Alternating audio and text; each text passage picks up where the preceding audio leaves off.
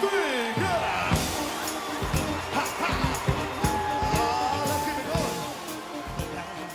I am a motivational speaker, a dancer. I've done commercials out in LA. I graduated from Mount Miller High School, as Mr. Mike said, and then I moved to Los Angeles. And since then, yeah, I've danced on the Ellen Show, the Jimmy Kimmel Show. I've worked with the Grammys. I've been very, very blessed at a young age. I'm 22 to be able to do just a lot of cool things. And I just want to give a special shout out to you, Mr. Mike, because I feel like going to the Choices program in high school is really what helped me start doing everything that I do. Because now, you know, I run the program Live Limitless, which is a motivational speaking and performing arts tour.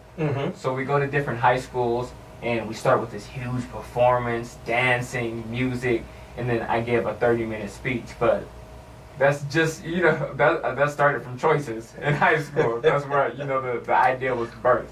So I'm honored to be here today. It's amazing. I'm excited. Well, good. I mean, to say that, and you've been on the Ellen Show and doing the Grammys, and you say you're excited about my show. Hey, you know, this is home. Up in the world. This is home. All that is, you know, nice, but this is home. Well, I'm very, very happy, and I'm really, like I said, so proud of you and seeing what you're doing with your life, you know, after graduating from high school and all that. And it has, you know, it just gets to me sometimes when I look at the kids that were in that program. Yeah. And when you can't follow them all, and I've run into a few, and you know, some are doing pretty well. You know, Yeah. the twins actually, one went to college and one was working the last time I saw them. Okay. So that's nice to see, and then seeing what you're doing and seeing that you have really decided and went after your goal and what you wanted to do. And I remember you doing the talent contest over at Mount Bella High School too. Matter of fact, I still got pictures of that too. That's amazing. Yeah, and I'm glad to see. You know, one thing we always talked about in choice is making the right choices and choosing what you want to do and going after it. Right. And to see that you're doing that is really, it makes me feel good, because at least I know, they say if you can win one, Right. you've done something. But I wanted to win all of you guys, not just one. I wanted all of you to succeed.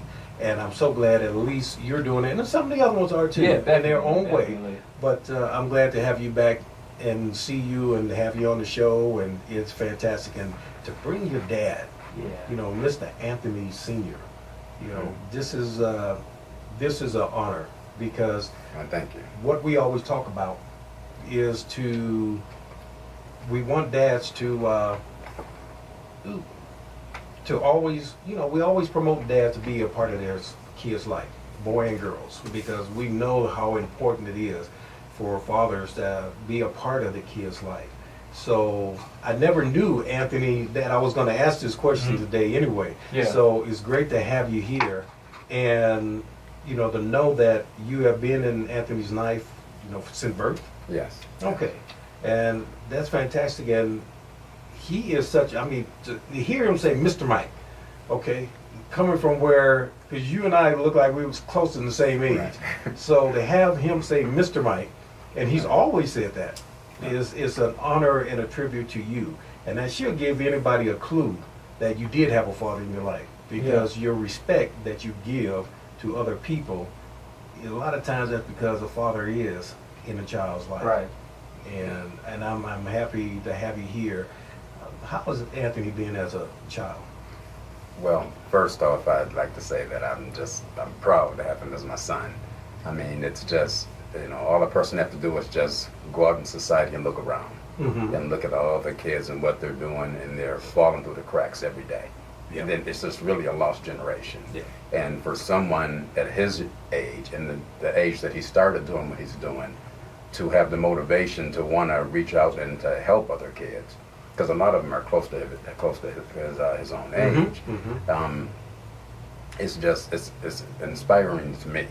And again, I can't take all the credit, because his mom had a lot to do with grooming him to what he is. Absolutely. But you know, I've been in his life, and I've been a part of his life, and I'm going to continue to. And I try to support him in all and everything he do. And I try to let him understand that you know, you have a calling on your life. It's more than just, you know, da da da da da da da. I'm going to do this and I'm going to motivate people. Yeah. You have to be inspired, and I think you have to be spiritually inspired to do what you do, to want to reach out and change and touch lives. Yes. And that's what he's doing. It comes from the heart. Right. Absolutely. You know, and not just that. I mean, like his friend Nick and the people that he has around him. You know, I'm glad that he has friends and people like that around him, because that's a huge reflection on him. That you have the type of people around you that gets involved, and they have the same motivation that you got to want to reach out and change lives and keep people on the right track as opposed to the wrong, because there's a lot of wrong going on. Absolutely. And, you know, just to go back and, you know, what you said, that his mom had a lot to do with it. And absolutely, I am a big advocate, and I believe wholeheartedly that both parents should be in a child's life, because if you were there and the mother wasn't there, he's still going to be missing something. No, definitely. And if she was there and you weren't there, you're still going to be missing something. Definitely. So it does take two parents, whether you whether you like it or not, you know, or sometimes whether it can happen nicely or, you know, all through the child's life where he's going to have both parents. It needs to happen. Oh yeah, definitely, definitely. So I thank you and I applaud you for staying in his life. And I don't know the situation. We'll get into that because my engineer said we got 2 minutes, so we're going to take a break. So we'll get back into that in a few minutes. But ladies and gentlemen, you are listening to The Father Show, and we have our guests here today, Anthony Jr., Anthony Sr., and Nick. And we are talking about Anthony Jr., yeah, Mr. Greatness. I'm not change that. And we're talking about what he's doing with his life now that he's graduated from high school and going on and doing some fabulous things and following his dream and his passion. And that's what we want our kids to do. So when we get back, we will continue our conversation with them. But if you are an organization that has a program that can help men, I would ask that you will go on the Father Show Resource Program website at www.thefathershow, R as in resources, P as in program.org, and list your information on our website so other men, wherever they may be, because we cover all 50 states, wherever they may be, can find you and get the help that they may need or somebody in their family may need. So stay tuned, don't go anywhere, glue yourself to the seat, and come back with this, and we'll be back right back. Welcome back, everybody, and you're listening to The Father Show, and I'm your host, Mike Thompson, and we have three fantastic guests today. We have Anthony Sr., Anthony Cotton Sr., let me get all that out, Anthony Cotton Sr., we have Anthony the Greatness Cotton Jr., and we have Nick. And I'm not going to try to say your last name. It's Tezeker, but it's okay. Yeah, I'm going to let you get up here and talk about it.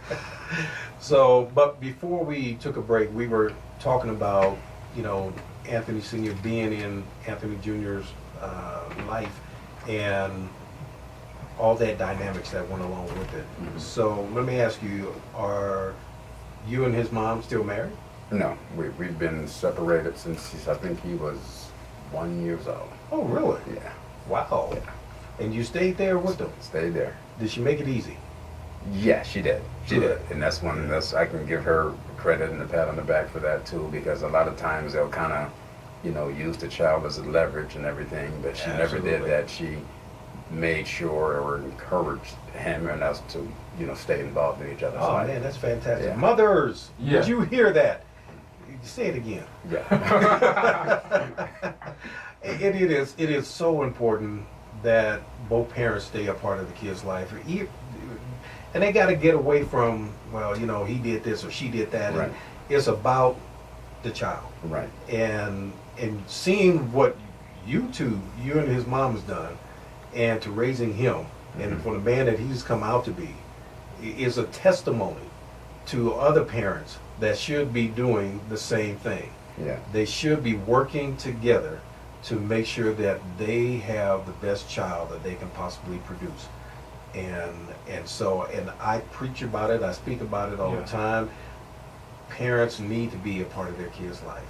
And I mean, it'll stop on the dropout, it'll stop the suicides, it'll stop the So true. craziness, you know. So true. So it's good to see that you two work together and made sure that he stayed on the right path. Yeah. And so he can live what and give the gift that God has given him Definitely. and to the world. Yeah. And that's what's important, because we all been born with some gifts. God has put some things in each and every one of us, and Just if we don't freely. use it, right? And if you don't use it or recognize it, or you take it to your grave, and Yeah. nobody, the world did not benefit from what you have. And I'm glad to see you're doing that. So, was it hard raising him? Being a single father and having the mother in a separate home. No, it wasn't, because of course, his mother was the one that really kind of put the hammer down when it came to discipline. Okay. And I kind of, she used to get on me a lot about, well, you don't discipline him, you don't whoop me. And we have a running joke to this day when we get around family, and the question comes out, how many times have you actually whooped him? Twice. And the answer Twice. And once I asked for a whooping, because I found that if he whooped me, my mom wouldn't. I was like, so double duty that day. double trouble. So wait a minute, I caught a little bit of this, and I think I love hearing what I just heard at family get-togethers. Mm-hmm. So you and a former wife are in the same room, Mm-hmm. doing things still together. Yeah, And we yeah, we benefit him. Yeah, we like I said, he's 22 now, or 21. 22, yeah. 22. Just had a birthday in July. I'm really still close with his mom's side of the family. Mm-hmm. Really real close with him. Mm-hmm. And I just made it an effort. They were always good to me. Yeah. Always had a good relationship with Yeah. him. And just because the relationship between him and his mom, me and his mom, didn't work out, we just kept that bond, and to this day kept in touch and still keep in touch, and again, the relationship with me and his mom. I mean, of course, she has her life and I have mine, Mhm. but we still have my son. Mhm. And when it comes to matters dealing with him and major decisions, then we do get together and we talk. He doesn't know that we talk, but we Yeah. talk. Man, can I put y'all on a poster? Put y'all right up there on a poster, and we can put it up there so the world can see it. That's funny. It's fantastic, man. I mean, you were blessed to have a mother and a father Thank you. that understood the importance of them being in your life. Yeah. And your mom, I mean, is extra kudos for the mom, because a lot of times we do know that moms can make it a little bit headache for a father to stay in a child's life, but she promoted it. And Right. that was good. It was good. Yeah. Irregardless to any conflict that the two of you may have, Right. she promoted that you two. I'd love to have all three of y'all on the show and talk about this. That's really good. Yeah, it is. I'm very happy to hear that. You just don't hear that enough in today's society. Right. So, Right. yeah. So how did you feel, having parents that were divorced, but, could you get away with stuff? Did you try to get away with things? Or? I feel like being with Dad was the comic relief. I don't know. That was the fun part. that was just I mean, it was fun being with Mom too. But that's Dad. We would go out and do stuff, and he would introduce me to different types of music and all this food. Yeah, just being with Dad was always just the fun part. Yeah. And a lot of my personality and my passions for, because he's not the best dancer, but through him listening to all kinds of music, I just fell in love with music, which caused me to fall in love with dancing. I remember when I discovered Michael Jackson, I ran to him like, Dad, man, have you heard of this dude? He's like really good. Yeah, like years later, like way later. Yeah, I'm like, have you heard I of played into it and got him the double CD and everything. Right, and that's true when he said that he's always supported anything, I can come up with the most obscure idea, he's always supported it. He's bought me my first CDs. He's the first person I come to like, Dad, I think I want to do music, or Dad, I think I want to dance. And ever since I was a kid, he has told me that I have the it factor. Mm-hmm. And at 4 or 5 years old, I had no clue what that meant. Mm-hmm. He just like, you have the it factor. You'll see what I mean. And I discovered like there's the show The X Factor. Like he was the originator of that, because he's been telling me since I was a child that I have the it factor, and just pouring into those dreams and not ever telling me like, oh no, that's not realistic, or no, you can't. He's always just poured in. What do you need? What can I do to help you? Yeah. Always. Anything from financially to getting me books on top of books on books to read, just to educate myself on the things I speak about. It's just huge supporter. One of my biggest supporters. So, Mr. Cotton, what is your background? My background is just, actually, to be honest, the best way I can describe it is pretty tragic, which to me, I think it has a lot to do with what he's doing, you know, because what I've been through in my life and everything, I can kind of feed him. In matter of fact, I actually spoke at one of the schools that he was working at to the kids of what I've been through without coming up without a father, and what can happen to you when you don't have that positive role model in your life. So I hit a brick wall. I was incarcerated for a while, for 8 years out of my life. Okay. And to get out and then have him want me to come to his school. I want you to talk to these kids. I want you to tell them what it's really like. Yeah. And I thought about it and I resisted it because when I was, this last 9 months when I got out, I was working at this place called CMRC. It's an education reentry center. And I got forced into education because I was like the gray hair old school, and you got these 19, 20, 21-year-olds. And they kind of forced me, okay, well, we're going to give you the ultimatum. You get up here and you join education and tell these kids what it's really like being on the inside. Yeah. If you want to go home. Ooh. So they forced my hand, and I just was just inspired, and it was like a snowball effect. Yeah. And you know, I loved it, and I was like, well, if I could just kind of get that platform once I get out to touch lives like that, and my son doing what he's doing. They asked me to speak at the school, and first I was hesitant, and I went and I talked to him. And it went over well. You know, they asked me to come back and so on and so forth.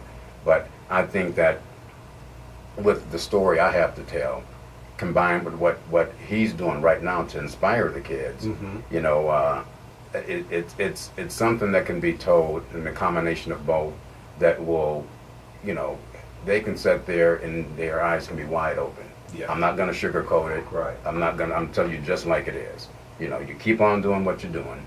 You keep on running out there with your buddies. The ones that's patting you on the back the whole time. Those are going to be the very ones that once you get inside them bars, those are going to be the first ones that's gone.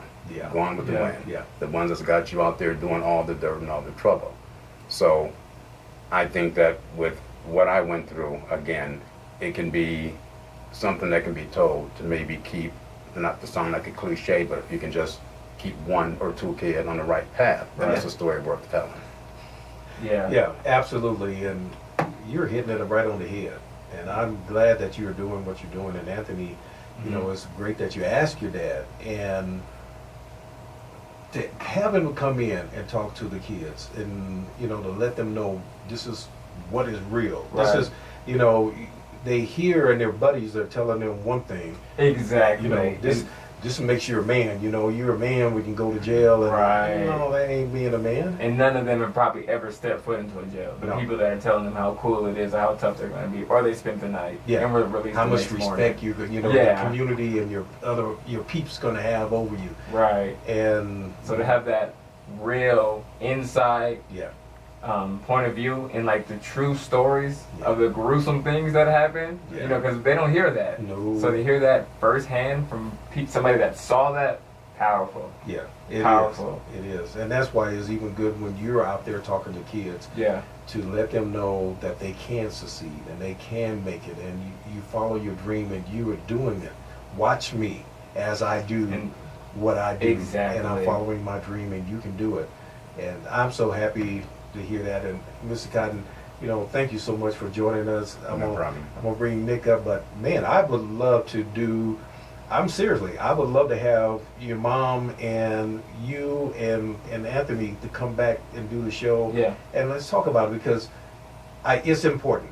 And I really believe it's important that parents learn how to work together, whether they're in the same home or not. So, but that's my cue. I got to take another break, and we're going to be right back. But don't go anywhere. We got Anthony's business manager coming up, Nick, and we're going to really dig into what Anthony's doing now. And so we can talk about it some more. I don't want people to not know all about you. All right? So stay with us, and we'll be right back. Okay. Well, welcome back, everybody, and we are right here on the Father Show, and we're talking with Anthony the Greatness Cotton, and he has his business partner now with him as Mr. Nick. Nick, yeah. And how do you say your last name, Nick? It's Tzeker. Tzeker. Yes. That's cool. What is that? It's Hungarian. Oh, really? Okay. Tzeker. Tzeker. I like it. And Tzeker. What's your name? Nick Tzeker. Tzeker. Or he calls me Tizzy, so. Tizzy? No, I won't go there. All right. All right, that works. Yeah, They you just can't call another grown man tizzy. No, I don't want to be called Tizzy. I'm securing my masculinity, funny but that they say it that way. Yeah, now it sounds okay. Yeah. I would go with like So, Tiz. hey, this is between you two. So, you know, you can call them whatever you want to call them. That's hilarious. Yeah. Well, we were, you know, in the previous sets, we were talking with Anthony Cotton, Sr. and Jr., and talking about, you know, them growing up together and having Anthony Jr. having both parents in his life. But you did mention that there were, and your dad mentioned that there was like 8 years where he wasn't there. Yeah. What was that like for you? You know, I think I tried to convince myself that I wasn't feeling anything or that I was fine, but it was eating me up inside. It really was. But with that being said, I think that was like one of my first lessons of perseverance and just that my pain had a purpose, if that makes sense. Right. Because I could have used that as an excuse to, oh, I didn't have a dad, so I joined the gang, Yeah. and you know, this is my family, or oh, I didn't have a dad, so I start, you know, there's all these excuses that I could have came up with, but it taught me how to make a choice. Either you're gonna choose to use this as fuel, and you know, use it as something to help other people, or you're going to use it as an excuse to fail. Yeah. And at a young age, I was blessed enough to use it as fuel. And, I mean, it's taken me very far. And, you know, he's, you know, back, you know, like, he was never gone. Yeah. It was not the end of the world. Yeah. It was not the end of the world. Did you get to go out and see him on occasion? No, I wouldn't Okay. allow it. I didn't. And that was really more my fault. I wouldn't Because allow it. Really? Okay. And a lot of the time, I didn't, you know, my coping mechanism was to not cope with it, not even, and that Face wasn't it. healthy. Yeah. It wasn't healthy at all, and I've, you know, learned since then that was not how to deal with it. But like I said, it was my first lesson. It was the first time I had to be like, okay, either I'm going to choose to use this as fuel, or I'm going to fail right now. Yeah. And then I had to learn. Yeah! 1, 2, 3,